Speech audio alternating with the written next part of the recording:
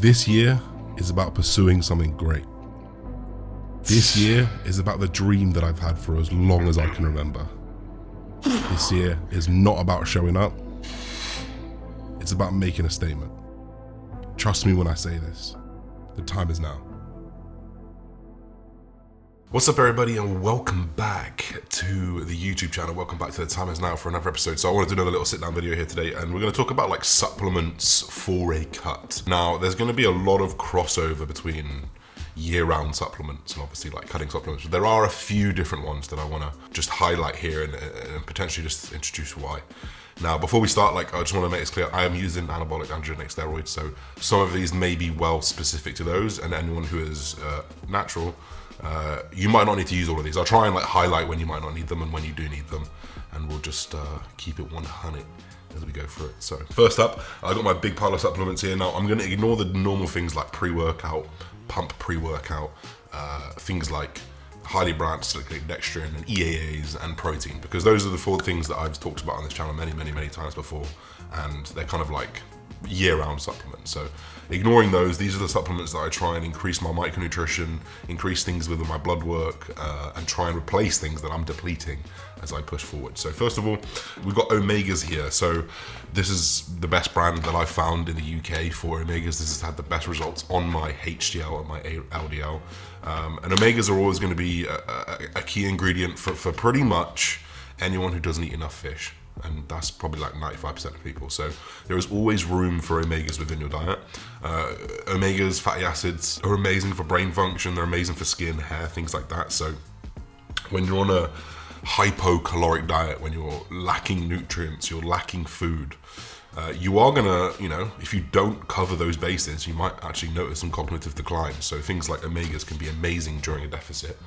Yes, they obviously have calories, like every gram of oil is gonna have 9 calories, but if it's consistent and you just don't include it, it's gonna be fine. You don't need to be like, oh, I need to stop my omegas to reduce my calories. That's never gonna be a good idea. So omegas is our first one here that I'd recommend for most people, honestly, on a cut. Next up, we're gonna have something here called D3 and K2. Hopefully you guys know what vitamin D3 and K2 are. So supporting that vitamin D production or ingesting vitamin D can actually help your testosterone. It can also help things like cholesterol with the K2 in there. So I'd honestly recommend this for natural guys as well. Obviously, it's not going to affect my testosterone because I put mine in me, so we don't need to worry so much about that for me.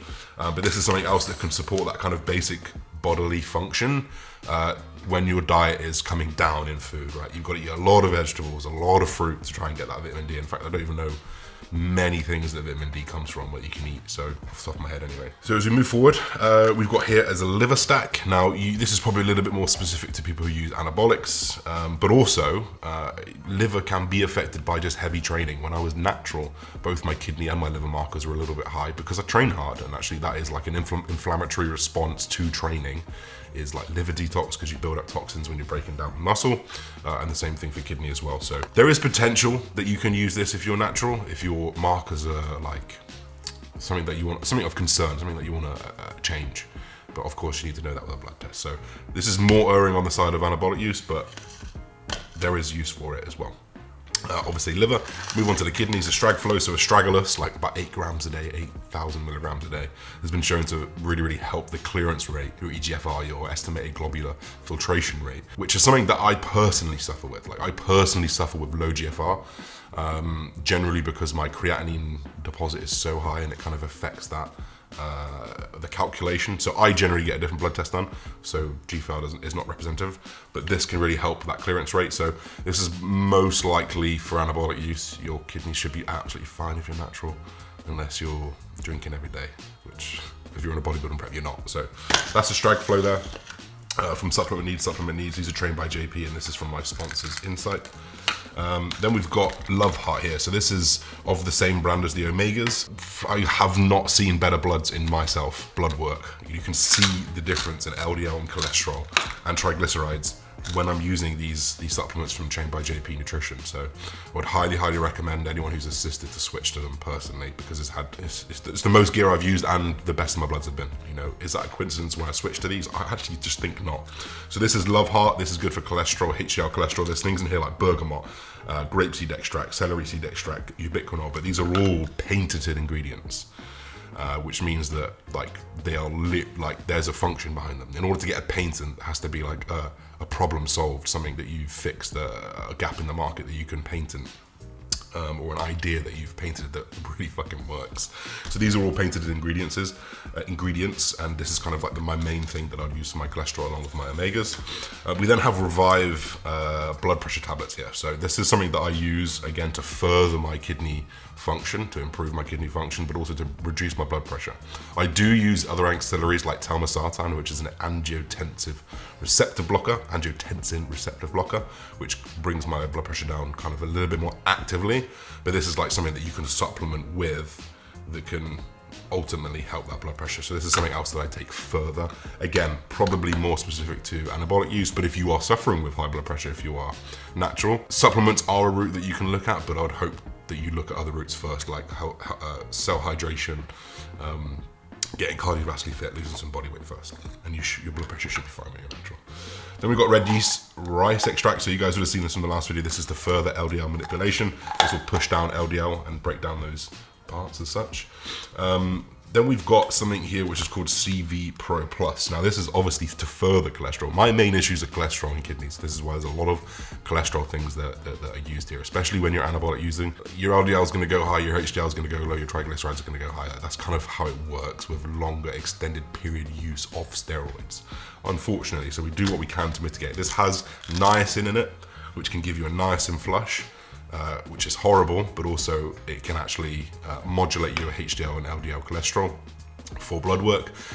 It's not completely confirmed to say whether those will actively reduce your risk to heart problems, heart disease, cardiovascular disease, anything like that. Like most of the time when I mention niacin, most people are like, it's been shown not to do anything. But you know what? It changes your HDL, it brings it up, it brings your LDL down. So I'm more than happy to use this even as a buffer, because it's not likely to do any injury to my body, taking it at a moderate dose. So that's what I do. I tend not to run niacin for longer than like 4 to 6 weeks at a time. So I'll bring this in periodically and then take like 3 or 4 weeks off between. So as we move through prep, we've got little things called fat burners. Obviously I use clenbuterol as well as alongside this, but I'm not going to call that a supplement. We're going to use that for an anabolic video later on down the line. But this is YOHIMBINE HCl. This is from Prima Force. So YOHIMBINE is an alpha adrenergic receptor antagonist. It's a bit of a mouthful, but ultimately, YOHIMBINE combined with clenbuterol is obviously very, very effective. But YOHIMBINE is actually legal to take in natural federations, so a lot of natural competitors will use YOHIMBINE. I do think that YOHIMBINE has a pretty good place in terms of fat loss.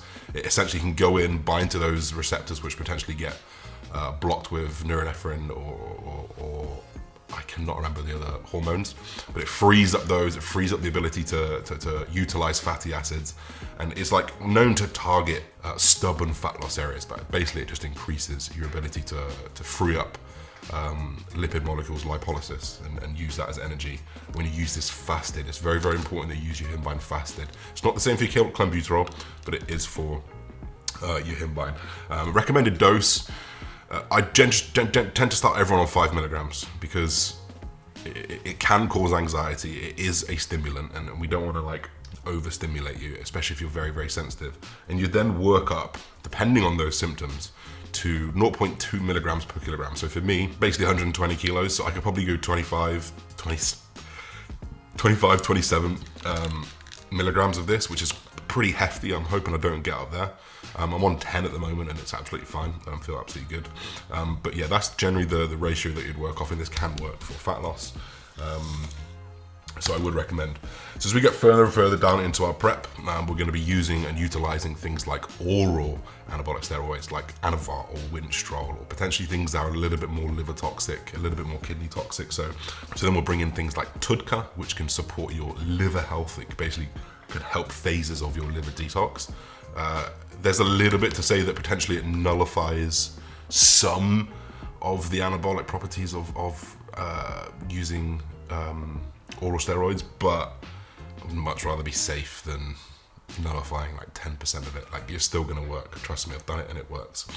So we touched a little bit about on clenbuterol there. So something that I bring in with clenbuterol is a taurine. And actually I haven't got it with me right here. I can see it just above there, but I don't want to stop the video for this. But I bring in this alongside electrolytes. So taurine alongside electrolytes can help hydrate your cell a lot more. When you're using things like clenbuterol, even using YOHIMBINE and then you're doing your cardio, you're sweating a lot more. Specifically with clenbuterol, you deplete a lot of potassium, so you can get a lot of cramping, things like that, because you deplete sodium and potassium a lot quicker when you're using those types of things. So bringing in an active ingredient to replace those and almost preempt the cramps and everything that comes with it. We bring in taurine. So I bring in 10 grams of taurine in my intra-workout alongside some electrolytes in my intra-workout, which would be like sodium, potassium, coconut water, things like that, which just help hydrate the cell. Combining those two, I don't even notice the cramps. I don't notice feeling depleted from electrolytes, for example, which is something that massively helps. This can also help with if you're dehydrated and like your heartbeat's trying to go and you've got Glen going through you, it's not something that you want to aim to do. So bringing in something like taurine can massively help there. Final two here. I said I wouldn't do EAA'S, but EAA'S is something that I use all the time. I actually don't count this protein in. I keep it consistent. I'm going to keep 20 grams in my intra workout. The reason why we put it intra is because something like an EAA is highly absorbable. It passes through your gastric lining extremely quickly. So when you have a demand for protein, which of course you do when you're going through muscle protein breakdown, which is when you're training, so you're kind of fueling yourself while you need it. So that's where the EAA comes in. And then furthermore here, there is another lipid support here, which honestly, I'm not going to use this until I've run out with one of these other ones. But this is ultimately very, very similar stuff. You've got the bergamot in there. You've got things like bilberry extract, which can all help modulate those lipids. That's pretty much why I leave it there. I don't want to overload you with other things that are pretty standard. Yes, I use pre-workout. I actually don't use creatine. The reason why I stopped using creatine was probably a couple of years ago. My creatinine was really, really high. My kidneys they didn't look like they were doing that well, so I didn't want to overload it with creatine because potentially they can affect things. Yes, we use a pump pre-workout. Yes, I use whey protein every day, and yes, I use highly branched dextrin every day. So that's pretty much it, guys. That's like the extent. There's a few new things there because we're cutting things like trying to replace those electrolytes, trying to hydrate the cell a little bit more. But ultimately, what works in the off season generally works on the on season. And just to finish this with, you can get all of these, pretty much most of these, with diet. You can get it through your nutrition. It's just very difficult, so that's why we don't do that. I've actually removed my multivitamin because actually as I come down in calories, my vegetables go up, so actually my micronutrient needs are being met a lot easier. And you can actually use these for a calculator. There's a calculator online that you can just track you can plug in your daily food and it'll give you the micronutrition that you've got, and you can just add a few things in here and there to try and cover that. So that's it. That's supplements on a cut. That's what I believe is going to help me stay as healthy as possible. Not healthy, but as healthy as possible as we come down and get shredded. So guys, I hope you enjoyed this video. We'll see you very soon. Peace and love, everybody.